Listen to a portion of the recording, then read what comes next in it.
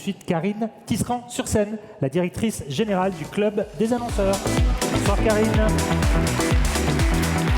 Et Karine, pour toi, j'ai une première question. Oui. J'ai une première question qui est que dans la salle, je vois qu'il y a beaucoup d'amis du Club des annonceurs, mais également plein de gens nouveaux. J'aimerais que tu nous fasses un petit récap sur cette fameuse étude, The Brand Immersion. Ok. Bonsoir à tous, pour ceux que je n'ai pas vus. Merci d'être avec nous ce soir. C'est un thème et une conférence assez dense, qui est très rythmée. Donc accrochez-vous, prenez des notes, n'hésitez pas, et on aura un replay et des choses qu'on pourra vous donner post-événement. Une petite surprise pour ça à la fin. Et une petite surprise à la fin, on vous révélera tout à l'heure. Alors, pour ceux qui ne nous connaissent pas, la Brand Immersion, c'est vraiment l'étude annuelle du Club des annonceurs qui permet de décrypter des grands courants de fond en matière de tendance communication et marketing, qui l'analyse et qui projette aussi des tendances, qui donne des clés de compréhension à notre communauté. On a une spécificité aussi dans la méthodologie puisque ce sont les dirigeants de marque eux-mêmes qui s'expriment. Donc c'est auprès d'eux qu'on est allé s'immerger, The Brand Immersion, s'immerger auprès de leurs problématiques, leurs stratégies et d'aller creuser à chaque fois qu'est-ce qui fait les clés de succès ou les défis qu'ils ont à remonter. On a deux objectifs sur cette étude. Un, c'est vraiment d'analyser ce qu'on dit les best in class ou les champions brands pour savoir comment elles y arrivent.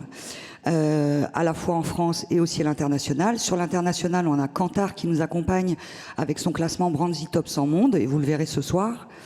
Et puis, on a également prendre de la hauteur, parce que c'est important aussi pour nos membres, de décadrer un petit peu, et c'est très important d'être entre pairs avec des benchmarks, des exemples, pour se situer et se dire, bah, tiens, est-ce que ce que je fais, moi, dans mon quotidien, quand je lève un peu le nez, bah, je vois d'autres exemples, et ça me permet de prendre des caps un peu différents peut-être.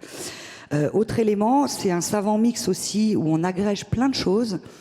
On itère avec notre conseil d'administration, nos membres bien évidemment pour définir le thème. On intègre des étudiants sub de pub, ils sont dans la salle et vous les verrez ce soir. Ils sont très courageux de venir vous parler. On intègre également tout un point de vue avec nos partenaires exclusifs évidemment. On fait des ateliers de co-construction avec eux sur les contenus, des entretiens individuels et ils seront présents aussi dans les tables rondes et les conversations pour vous exposer leurs avancées sur le thème. Et puis cette année, petite nouveauté, on a fait un panel de 1000 consommateurs parce qu'on a souhaité, en miroir de notre guide d'entretien des dirigeants de marque, d'aller chercher aussi auprès des consommateurs qu'est-ce qui leur semblait à How Much Is Enough. Aujourd'hui, ça voulait dire quoi pour eux dans leur quotidien? Et on l'a mené administré par Kantar Insight également. On le fait en partenariat historique avec Kantar et avec Influencia Consulting depuis 2 ans. Et vous le verrez, la restitution d'études sur tous les témoignages, on a vraiment des visions croisées, singulières, complémentaires, qu'on va vous porter. Alors, justement, pourquoi How Much Is Enough? Alors, How Much Is Enough est sorti en janvier 2022, juste pour la petite histoire. On sortait de la Brand Immersion en novembre 2021. On était sur Reshape the Future of Brands. Et on avait craqué un sujet qui était autour du monde limité, avec la dimension de sufficiency. Et on s'est dit, mais vraiment, on voit qu'on accélère à fond et on ne peut pas ne pas poser ce sujet-là sur la table. Et naturellement, on est arrivé sur How Much Is Enough ou comment les marques peuvent-elles rendre la sobriété désirable. C'est un thème qui anime toute l'actualité, on le sait. Il recouvre 2 sens. Le premier, c'est en quoi sommes-nous allés trop loin par le passé et qu'il est urgent, il l'a dit, il nous l'a rappelé Fabrice Bonifay, en quoi il est urgent d'arrêter, de switcher, de détourner, en tout cas de se poser les bonnes questions pour faire autrement. Et puis sur des aspects beaucoup plus prospectifs, deuxième volet, on est vraiment, allons-nous suffisamment loin dans ce qu'on met en place, dans nos stratégies, dans les changements et dans les transformations qu'on a initiées. Donc on est vraiment sous le prisme d'How Much Is Enough sur tout ce qu'on va débattre ce soir, l'analyse du recueil de récits de marque, et on vous projette aujourd'hui dans cet univers-là. On a détecté 4 courants, tu l'as un tout petit peu révélé tout à l'heure. Ces courants, ils sont plus des courants de stratégie d'entreprise et de marque, qui ouvrent la voie évidemment vers un nouveau paradigme business, qui aspire à une sobriété désirable mais aussi désirée, et qui place aussi le curseur à différents niveaux dans la transition des différentes échelles que peuvent proposer les transformations d'entreprise. Un grand merci à toutes les marques qui sont là, un grand merci à nos partenaires et à toutes les marques interviewées qui ne sont pas toutes ici présentes. Bonne conférence et à tout à l'heure. Bravo Karine pour cette introduction. On va attaquer tout de suite et on va se mettre en immersion dans ces fameux 4 courants. Donc j'appelle sur scène tout de suite Pierre Gomy et Vincent Vévo. Donc Pierre Gomy de Kantar, Vincent Vévo de Robcar Mobility Group, mais également administrateur du club. Pendant que vous arrivez, que vous installez, messieurs, on a une première vidéo des étudiants de Sub de Pub. Tout de suite, top vidéo.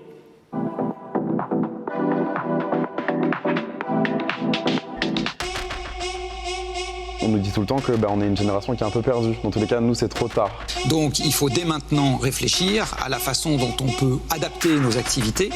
On nous dit, dans tous les cas, on n'a pas le choix. C'est comme ça que ça va se passer. La planète, s'ils veulent vendre demain, il faut que la planète elle existe demain. Il y a comme une dissonance Un peu fataliste. avec la réalité. On n'écoute plus en fait. Tout vouloir rendre urgent. Ça enlève l'urgence, quoi. Ça enlève l'urgence. C'est ça.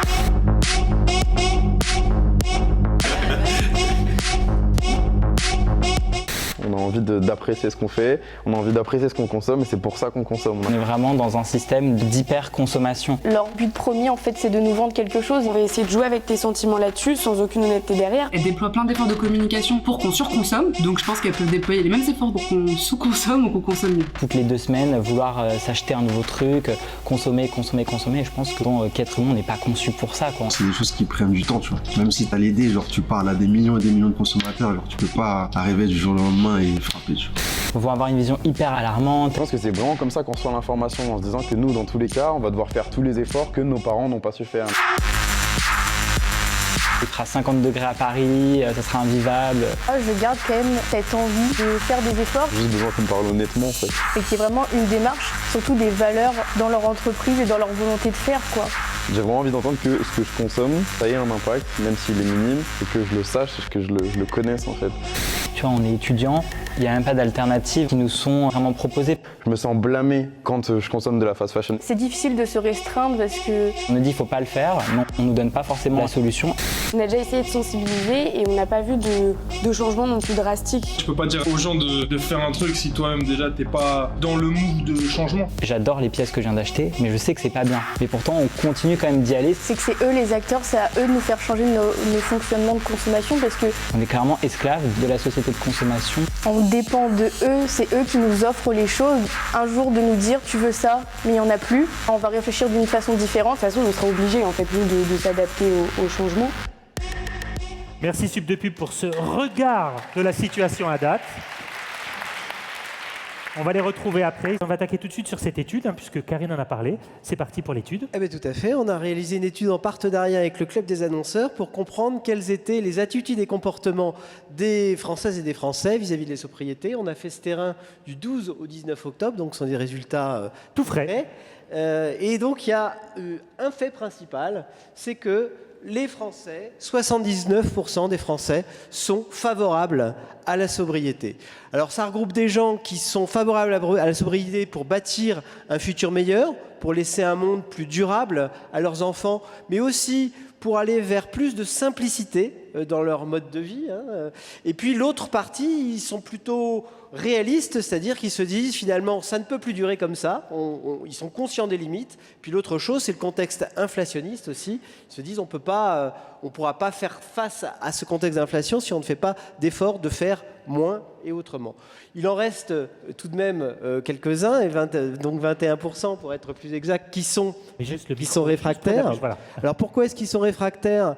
Parce que tout simplement ils n'ont pas envie de changer leurs habitudes, parce que aussi on retrouve parmi eux certains climato-sceptiques, et puis enfin parce que ils ne peuvent pas se le payer financièrement. Donc c'est des raisons un peu différentes. Si on regarde maintenant, finalement, est-ce que, donc ils sont favorables, les Français, à la sobriété, est-ce qu'ils pensent que c'est réalisable ? Ben oui, pour 55%, alors c'est une majorité, pas encore, c'est pas aussi massif que les chiffres que l'on vient de voir. On a encore pas mal d'indécis et puis de non-réponses, d'où la somme qui ne fait pas 100 pour ceux qui calculent rapidement.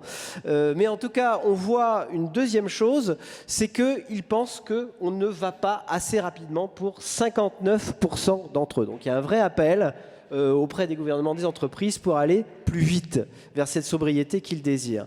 Alors il ne s'agit pas non plus de présenter la sobriété de manière négative, mais au contraire la présenter de manière positive, un peu comme Balou, il en faut peu pour être heureux. Donc il faut renoncer au superflu pour 91% des Françaises et des Français et adopter un style de vie différent, moins centré sur la consommation. Donc 91%, c'est un chiffre énorme de demande de changement de faire société. Mais il ne faut pas que la sobriété soit quelque chose de négatif. Il ne faut surtout pas que les citoyens consommateurs aient l'impression de revenir en arrière, d'avoir une impression de décroissance, de privation. Alors, finalement, il y a deux types d'adaptation de comportement par rapport à la sobriété. Il y a ceux qui sont pour un changement, qui se disent finalement, oui, je suis prêt à moins consommer, oui, je suis prêt à me poser des questions dès que j'achète quelque chose pour faire autrement, et puis je suis même prêt à renoncer à certaines habitudes. Et puis il y a ceux qui sont un peu moins radicaux dans leur changement, qui souhaitent plutôt optimiser en gaspillant moins, mais aussi en essayant d'être plus vers du qualitatif, de mieux consommer.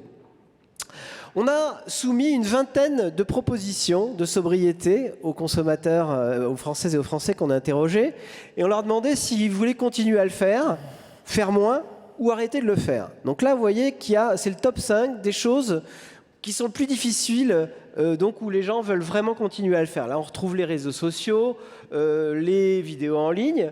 Et finalement, on a les achats de produits neufs et la consommation de viande et de poisson, mais regardez les pourcentages, ce n'est que 35% de la population qui ne sont pas prêts à changer.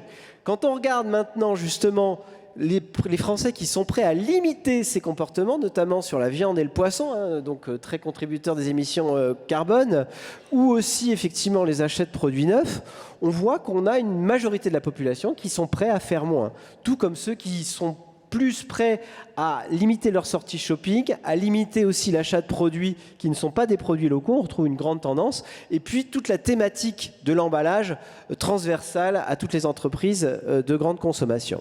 Et puis enfin, il y a certains comportements qui sont remis en question par les Françaises et Français, notamment la fast fashion, le fait aussi effectivement d'acheter des produits qui sont pas des produits saison, et on voit aussi toute la communication qui marche, communication gouvernementale, les bains douches et les bains ou les douches qui sont un peu longues, chauffer son logement au-delà de 19 degrés. Très bel exercice de synthèse, Pierre. Merci. J'aurais juste envie de vous poser une question. Quel est l'enseignement principal en 2 mots que vous gardez? L'enseignement principal, c'est que les consommateurs sont ouverts à la sobriété et qu'ils attendent effectivement de l'aide. J'aimerais juste noter une chose, effectivement, c'est qu'il ne faut pas... évidemment, c'est du déclaratif. On entend souvent ça quand on fait des études et parfois ça m'énerve un petit peu.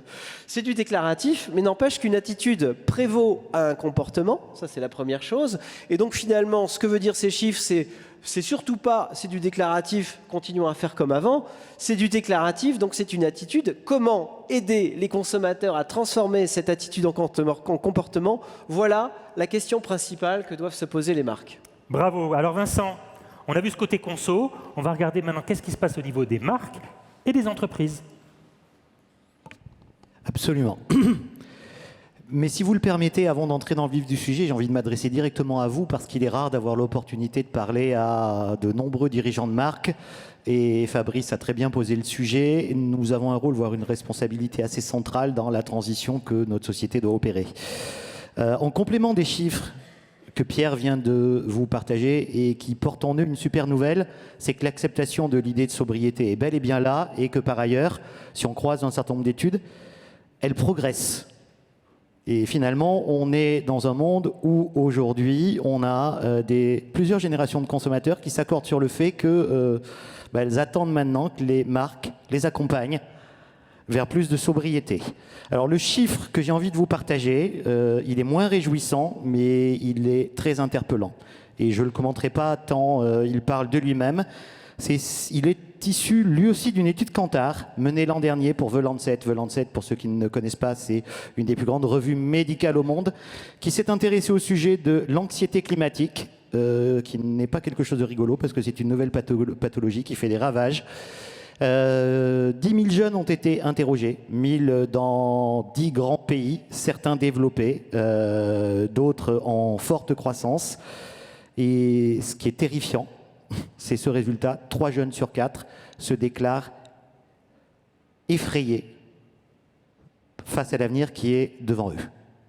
Plus récemment, la Fondation Jean Jaurès a fait le même exercice sur les jeunes Français, les 16-25. Le chiffre est identique à 1% près, c'est 74% des jeunes qui déclarent que l'avenir est effrayant. Voilà, je crois qu'il doit nous interroger sur notre responsabilité collective, surtout que nous sommes considérés comme la dernière génération qui est aux manettes, si vous me permettez l'expression, qui a le pouvoir d'encore changer les choses. De par les fonctions que nous occupons, nous, dirigeants de marque, nous possédons un réel pouvoir d'influence et d'impact, à la fois dans les comités, les instances de direction au sein desquelles nous siégeons, mais également dans le design et la promotion des produits et des services que nos entreprises proposent. Il est urgent que cette responsabilité, nous l'exercions, que notre pouvoir d'influence, notre pouvoir de décision, nous le mettions au service de cette transition. C'est, je crois, de toute façon, Fabrice en a beaucoup mieux parlé, la seule solution d'avenir valable, envisageable pour nos sociétés. Dans chacun des 4 courants qu'on a identifiés, on va vous partager un certain nombre d'exemples. Certains vont vous paraître inspirants, d'autres moins. Vous allez vous sentir proche de certains d'entre eux, probablement moins d'autres. Certains vous feront vous dire oh, « c'est impossible chez moi » ou au contraire « ah bon, en fait, on peut faire des choses aussi simples que ça qui ont un impact ». Le but, dans les exemples qu'on va partager, n'est ni de distribuer des bons ou des mauvais points, mais au contraire de vous inspirer, de faire en sorte qu'en sortant de cette salle, vous ayez, vous aussi, envie de vous embarquer dans la transformation de vos modèles et dans la construction d'un nouvel imaginaire qui est plus que jamais nécessaire. Au passage, pour ceux qui ne l'ont pas encore vu, le nouveau film d'Orange sur le reconditionné à Noël est la démonstration éclatante qu'on peut rendre la sobriété désirable. Parfait. On attaque pour le premier courant ? Allons-y. C'est parti pour le premier courant. Premier courant, donc, qui renvoie à une question assez centrale en ce moment, et sur laquelle on peut à peu près tout lire et entendre, ou son contraire, la tech peut-elle rendre le monde plus sobre ou contribuer à le rendre plus sobre ?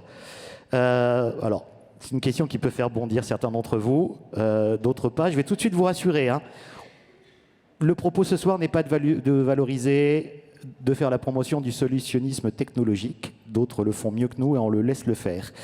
Donc on ne parlera pas d'avion hydrogène, on ne parlera pas de metaverse, on ne parlera pas d'appli miracle. En revanche, on va parler d'exemples où l'innovation, où les technologies se mettent au service d'une plus grande sobriété, qu'elle consiste à réduire une consommation d'énergie, à permettre de diminuer la consommation de ressources naturelles. En étant là aussi capable de prendre du recul, parce que la 5G, dans l'absolu, c'est à la fois une bonne et une mauvaise nouvelle. C'est une bonne nouvelle car elle est moins consommatrice d'énergie que les générations précédentes, mais on peut aussi imaginer qu'elle va entraîner, par effet de bord, une consommation plus importante de contenu et une fabrication plus importante de devices, donc un peu angédément à la fois. Dans ce contexte, rendre les consommateurs eco-conscious, voilà, ou en tout cas conscients de l'impact de leur comportement et de leur consommation, c'est quelque chose d'absolument clé.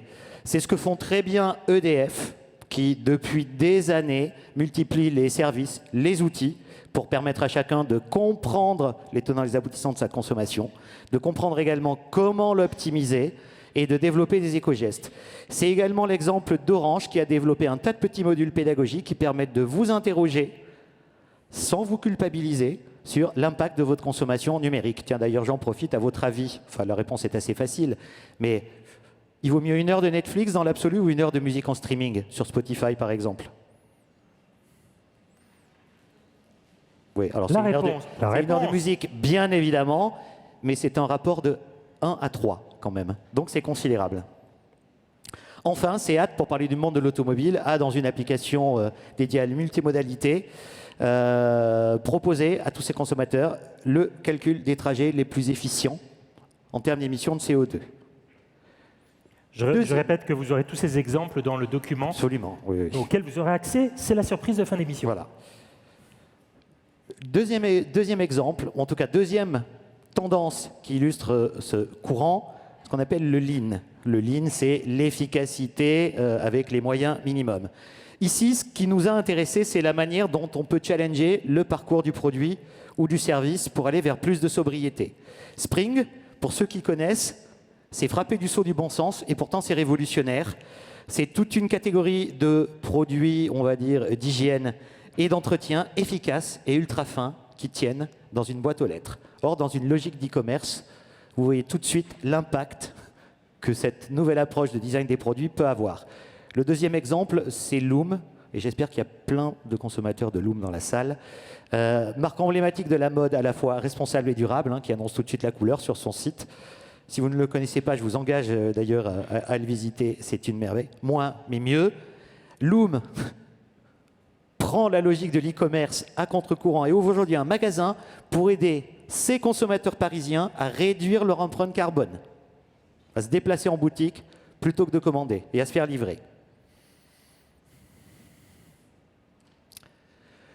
Troisième et dernière tendance dans ce courant, sufficient. La sufficiency, qui est d'ailleurs un terme que nous sommes nombreux à préférer à la sobriété dans la mesure où il exprime beaucoup mieux l'idée de ce qui nous suffit, ce qui est assez finalement. Ici, il s'agit pour les entreprises et les marques de faire le tri entre l'utile, le suffisant, l'efficace, et ce qui, comme Pierre nous le disait, pourrait paraître comme superflu ou serait tout simplement superflu aux yeux des consommateurs. On a été extrêmement séduit et intéressé par l'approche de Citroën avec son concept car au lit. D'abord parce que son film de promotion commence par cette interpellation. Ça veut dire quoi? Assez. Et d'une certaine manière, je ne vais pas aller jusqu'à dire, et un représentant de Citroën nous en parlera mieux tout à l'heure, ils ont construit l'anti-voiture électrique, mais en tout cas, c'est un changement de paradigme assez phénoménal par rapport à l'approche du SUV électrique de 2 tonnes. Donc pour résumer, dans ce premier courant, l'enjeu est double. Devenir plus sobre en termes de consommation d'énergie, en termes de consommation de ressources, mais aussi, et c'est extrêmement important, accompagner les usages et construire de nouveaux imaginaires au service d'une idée du progrès qui permettent la régénération de la planète et non pas sa destruction et son épuisement à vitesse accélérée comme nous le vivons aujourd'hui. Pierre, un petit mot sur ces marques tech. Alors les marques tech, on les évalue chaque année dans le classement Brandsy Top 100. On réalise depuis 2006, qui repose sur 2 piliers, un pilier financier, un pilier perception des marques par les consommateurs. On réalise chaque année 200 000 interviews dans le monde. Et donc les chiffres que vous voyez apparaître à l'écran, c'est la valorisation des marques selon cette méthode. Et vous voyez, pour répondre à la question, les marques de tech peuvent-elles sauver le monde? Effectivement, vu que ce sont les marques les plus puissantes du monde, si elles font des petits progrès et comme elles sont émettrices de 4% des gaz à effet de serre, on peut se dire qu'effectivement, il y a peut-être quelque chose à faire. Donc elles représentent 50% de la valeur totale du Brandsy Top 100.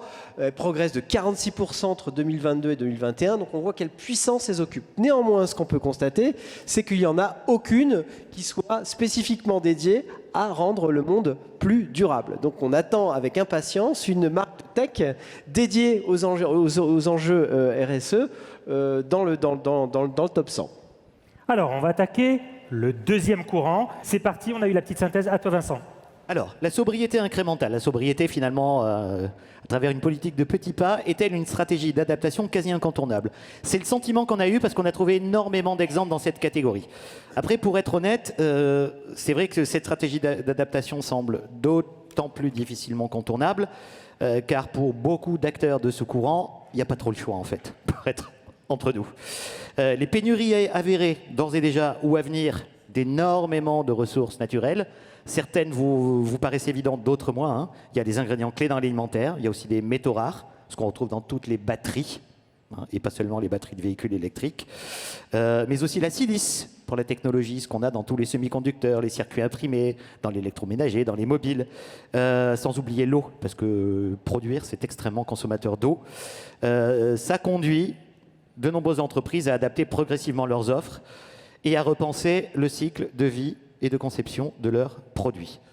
Quand on sait par ailleurs que des réglementations vont s'ajouter là-dessus, on imagine le casse-tête et le challenge ou le défi. En tout cas, ici, dans ce courant, les marques doivent de fait adopter des pratiques plus sobres. Et au-delà du produit en lui-même, ce sont parfois tous les éléments du mix qui évoluent eux aussi. Le premier exemple qu'on trouve extrêmement intéressant, qui consiste finalement à rallonger la durée de vie de certains éléments du parcours et de l'expérience client, on l'a trouvé chez McDonald's. Alors, c'est un choix très assumé, parce que quand on est un acteur qui sert 2 millions de repas chaque jour, vous imaginez assez aisément que très vite, quand on change les choses et quand on les améliore, on a un impact qui est significatif. Et ça peut paraître de rien, mais ça peut paraître pas grand-chose. Mais la suppression des emballages et la suppression de la vaisselle dans les restaurants, la fin de l'ultra-jetable et le remplacement par des couverts et des assiettes, des gobelets en plastique, C'est un challenge considérable qui a dû être mis en œuvre et ce sont, en termes d'impact, des économies d'échelle, elles aussi, considérables. No packaging. No packaging, là aussi, Pierre le disait, les Français sont de plus en plus averses, et ils ont raison, au suremballage. Alors il y a de toute façon une législation qui va obliger l'ensemble des surfaces alimentaires de plus de 400 mètres carrés dans un horizon très proche à proposer au moins 20% de vrac dans leur linéaire. La bonne nouvelle, c'est que certaines marques comme Franprix, très intelligemment, n'ont pas attendu et ont implémenté le concept dans leurs magasins. Le vrac, c'est quelque chose qu'on voit comme une des solutions à la fois au gaspillage alimentaire, parce que ça permet de choisir les quantités dont on a besoin, de réduire très fortement l'empreinte écologique désastreuse, l'empreinte environnementale désastreuse du suremballage. Et c'est aussi une façon, quelque part, d'éduquer les consommateurs qui vont de nouveau avoir accès à une matière première qui n'est pas emballée, qui n'est pas embellie et qui n'est pas non plus transformée. Pierre a des chiffres sur ça.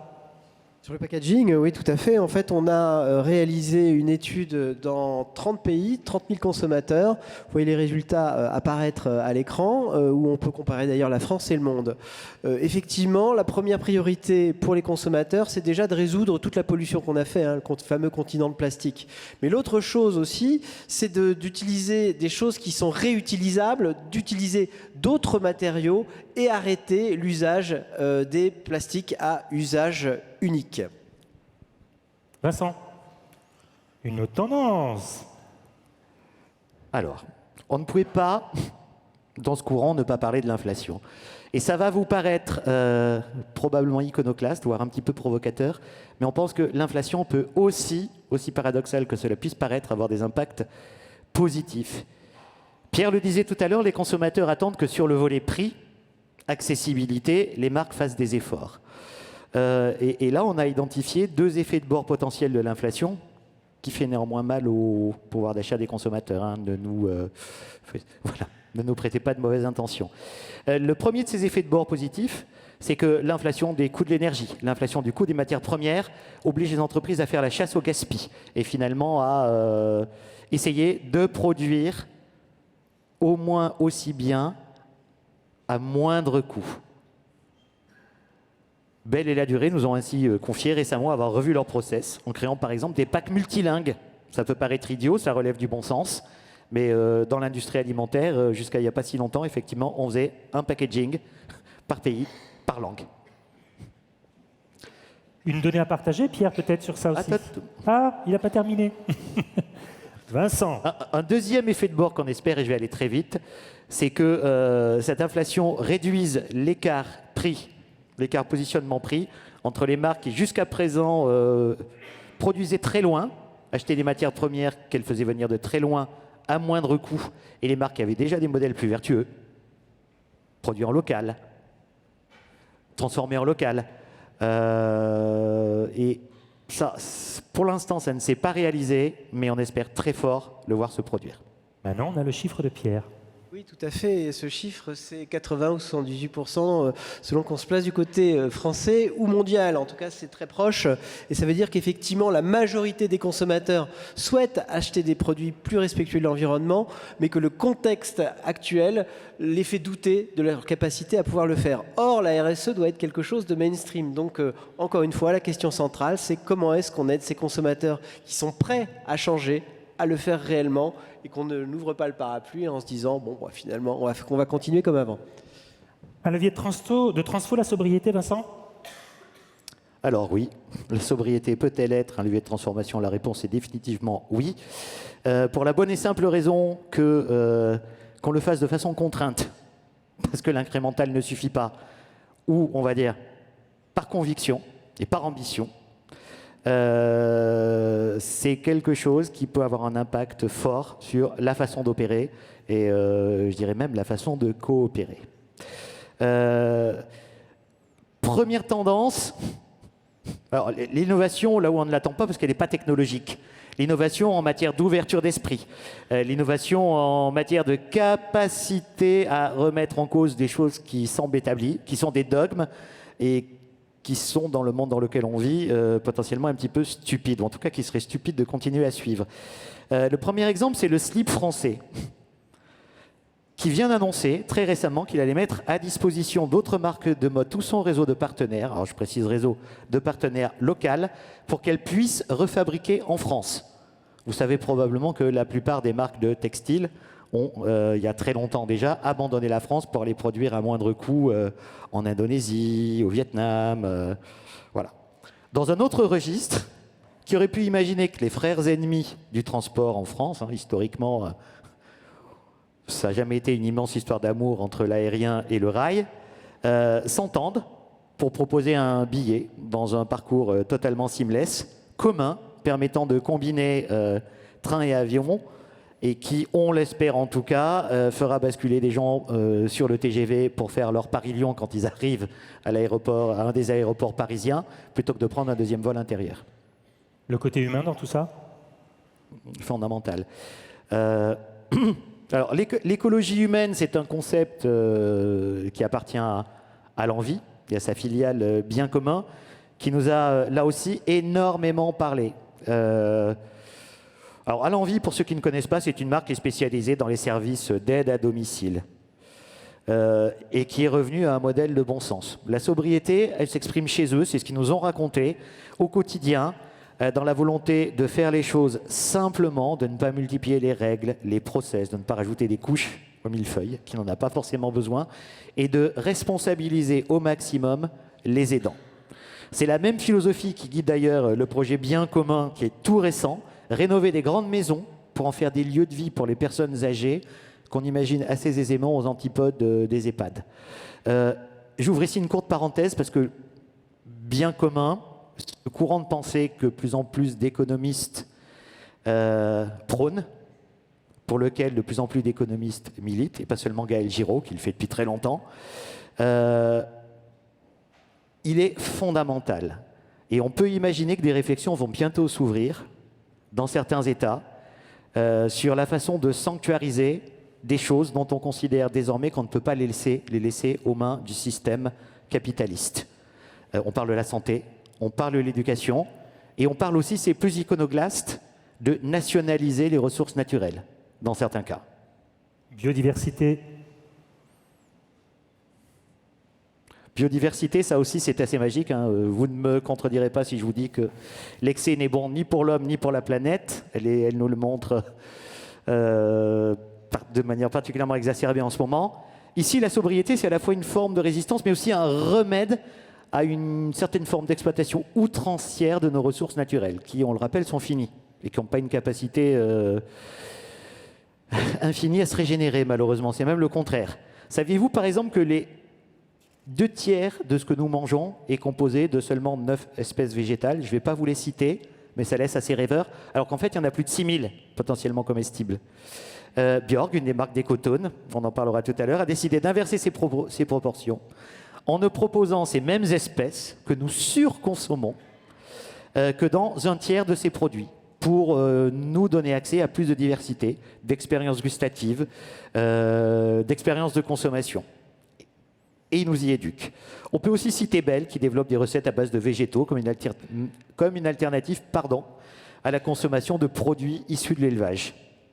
Et on va attaquer la quatrième partie, qui est le quatrième courant. C'est parti. Et Pierre avait quelque chose à nous dire d'abord. À commenter. Il y avait le petit Non, mais pour montrer qu'effectivement la sobriété est au cœur des préoccupations remontées par les consommateurs dans cette fameuse étude Sustainability Sector Index qu'on a menée dans le monde entier. Vous voyez effectivement, enfin sur 38 secteurs examinés, effectivement, c'est plus des 3/4 sur lesquels les marques de ces secteurs sont appelées à encourager les consommateurs à moins consommer. Alors comment? Déjà dans leur communication, en arrêtant de faire la promotion d'un style de vie jetable. C'est la première chose.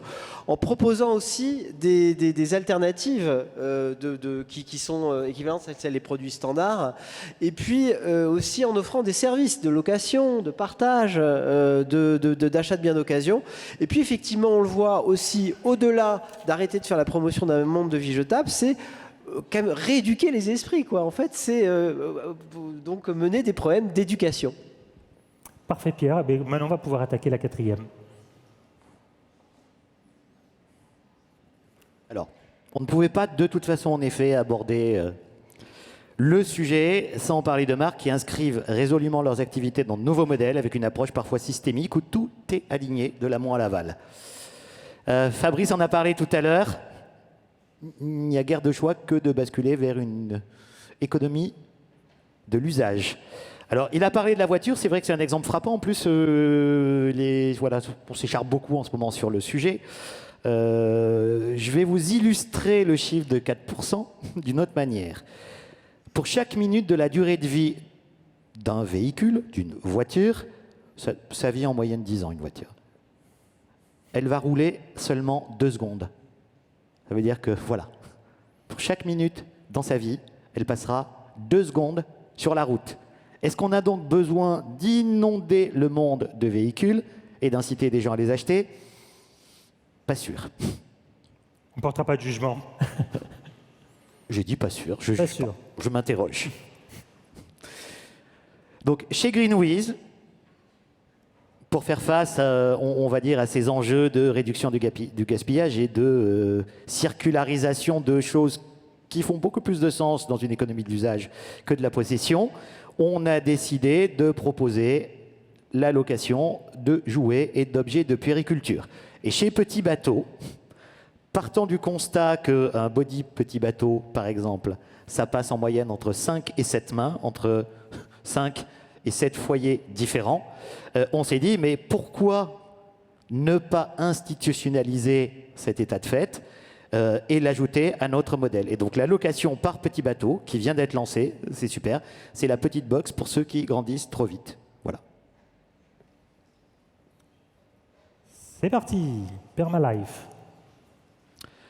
Là, on va encore plus loin, puisque dans l'exemple qu'on va évoquer, celui de 1083, alors 1083, cette marque de jean, pourquoi elle a choisi de s'appeler 1083?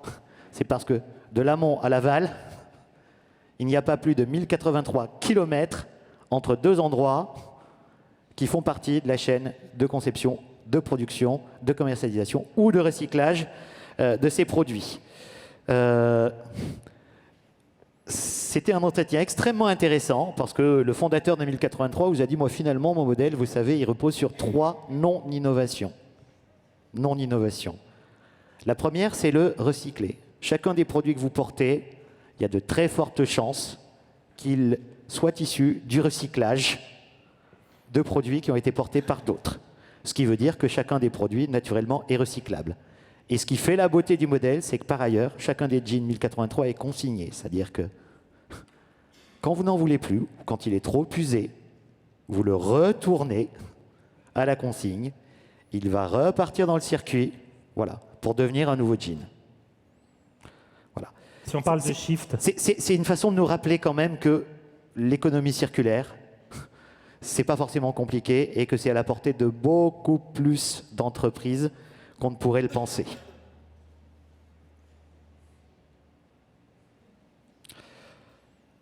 Et pour finir, impossible de terminer ce tour d'horizon sans évoquer 2 entreprises, 2 marques qui, chacune à leur manière, sont sans concession dans leur choix de modèle et le contrat moral qu'elles ont passé avec leurs clients. Le contrat moral, c'est quelque chose d'extrêmement important et Pierre en parlera en conclusion sur l'enjeu de préférence de marque majeure qui se profile. La première marque, elle ne surprendra personne. D'ailleurs, quelqu'un qui est dans la salle, que je ne citerai pas, m'a beaucoup fait rire en disant pas désormais dans une conférence sur la sobriété, il y a le point Patagonia. Moi, je l'ai vu aussi sur ton suite. Hein. Alors, ouais, doublement, puisque c'est sur mon suite et mon slide. Mais on ne peut qu'admirer la constance et la cohérence de l'œuvre d'Yvon Chouinard, qui, depuis 50 ans, parce que Patagonia a fêté ses 50 ans récemment, a décidé de créer une entreprise durable, rentable, internationale, tout en réussissant à minimiser au maximum son impact sur notre planète et ses ressources naturelles. C'est le créateur de 1% of the Planet, c'est celui qui, de manière iconoclaste, a fait à l'occasion de nombreux Black Friday 100% for the Planet, c'est-à-dire que tout ce que je vends pendant le Black Friday, ça part pour la planète. C'est la fameuse campagne pour les publicitaires. Excusez-moi, don't buy this jacket. Et plus récemment, c'est cette décision complètement hallucinante de placer le capital de Patagonia dans une fondation dont les statuts précisent que l'intégralité de ses profits, chaque année, sera reversée à des actions et à des ONG ayant pour vocation de régénérer les ressources de la planète. La seconde marque, beaucoup plus jeune, hein, puisqu'elle a quelques mois, mais tout aussi radicale, ce qui au passage n'est pas un gros mot, hein, même si on voudrait nous faire croire le contraire sur ces sujets. Dans son approche, c'est une néobanque, c'est Gringot, qui nous donne la possibilité, je préfère parler de choix, de faire en sorte que notre argent cesse de financer les énergies fossiles, entre autres, et aille au contraire exclusivement vers des projets à impact positif. Alors, c'est un enjeu de taille quand on sait que depuis la COP 21, ce sont plus de 3 000 milliards d'euros qui sont allés, enfin que les banques du monde entier ont dédié au financement de l'industrie du pétrole et du gaz. Alors, pour conclure ce tour d'horizon, et je vais revenir sur ce que j'évoquais à l'instant, Pierre et moi, on avait envie de partager ce qu'on pense être un insight extrêmement structurant et assez fondamental pour l'avenir, celui de la préférence de marque, mais surtout celui de la préférence de marque corrélée finalement à la manière dont les entreprises et les marques vont être en mesure de faire évoluer leur modèle et les imaginaires qui vont avec. Tout à fait. Là, on va revenir à l'étude Brandy Top 100. Effectivement, je vous ai dit qu'il y avait un volet consommateur, et dans ce volet consommateur, on pose un certain nombre de questions sur la responsabilité sociale, environnementale des entreprises. Les marques du Top 100 qui sont bien évaluées sur ces dimensions ont une progression de valeur de marque supérieure, plus 31%, à celle du top 50 dans sa généralité, qui progresse de plus 23% entre 2022 et 2021. Donc être bien perçu, c'est-à-dire faire des choses, ça marche du point de vue du business. Ceci dit, quand on élargit notre analyse aux 18 000 marques qui font partie de la base de données Brandy, on s'aperçoit que la majorité d'entre elles, et ce que vous voyez sur la droite de ce chart, sont très peu associées aux dimensions RSE, et ce qui veut dire que finalement, ce qui explique que ça fasse finalement assez peu levier sur cette préférence de marque. Quelle est la conclusion à tirer? C'est que ces marques, ces 18 000 marques qu'on mesure chaque année dans le Brandy, sont en situation de fragilité, puisque effectivement de nouveaux acteurs, et tu en as cité plusieurs ce soir, peuvent venir les disrupter sur ces dimensions. Ce chart l'illustre parfaitement. En un mot, qu'est-ce que vous voulez que l'auditoire retienne? Les consommateurs sont prêts à changer de modèle. Voilà. Et dès lors que vous avez une ambition, n'ayez pas peur d'y aller, même à petits pas. Merci messieurs. Tout de suite sur scène, Noémie et Charlotte de Sup de Pub. C'est parti, à vous la parole. Bonsoir mademoiselle. Bonsoir. Bonsoir. C'est bon, on y va? Oui. Bonsoir, bonsoir. Alors aujourd'hui, une chose me tracasse. Comment moi, Noémie, 22 ans, étudiante en publicité, pourrais avoir la même sobriété que Bernard Arnault, par exemple? Alors oui, moi, je vais trier, je vais limiter mes achats, je ne vais prendre que les transports en commun ou tout simplement le vélo, mais comment faire face à une classe sociale qui continue d'impacter notre environnement, notre société, plus que moi qui vais tenter de la réguler? Alors bien sûr, je suis consciente que nous n'avons pas la même sobriété, pas les mêmes moyens ou pas encore les mêmes attentes, et c'est justement là où, selon moi, on peut faire sa différence. L'effort ne doit pas peser que sur les épaules des consommateurs qui ont un pouvoir d'achat limité. Pour moi, la sobriété doit être choisie et non subie. Il est aujourd'hui plus important que jamais de comprendre que nous, futures générations, n'attendons pas que les marques soient exemplaires dans leur communication. Nous voulons créer une vraie relation avec celles-ci pour les accompagner, enfin, pour que nous soient accompagnés, où chacun va assumer sa part de responsabilité. Être compris par la marque, c'est une chose, voir que celle-ci est prête à nous accompagner est en une autre. Tout ça pour dire que moi, Noémie, 22 ans étudiante, ce qui me plaît, c'est une sobriété équitable. Celle où chacun avance en fonction de ses moyens et en fonction de ce qu'il peut donner. Je vous remercie. Bravo Noémie. Charlotte. Bonsoir. Piette Mondrian, 1921. Pièce inconditionnelle du mouvement néoplasticisme, cette œuvre est forcément passée devant vous lorsque vous étiez adolescent. Mouvement voulant donner une vision de la réalité, c'est au travers de ces œuvres abstraites que nous pouvons parler de sobriété artistique. On constate ici que la perfection réside dans la simplicité. Ce sont tous ces messages, toutes ces possibilités et toute cette beauté qui m'incitent à penser que la sobriété n'est pas forcément quelque chose de négatif. Les perceptions et interprétations que l'art nous offre sur la sobriété se ressemblent dans beaucoup de courants artistiques. C'est le cas dans l'art minimal, un courant né aux États-Unis dans les années 60 et qui se base sur l'économie des moyens. Un art qui a pour objectif d'éviter l'illusionnisme et de transmettre une perception de une perception des objets et un rapport à l'espace. L'objectif de ces œuvres est d'insister sur la globalité des perceptions.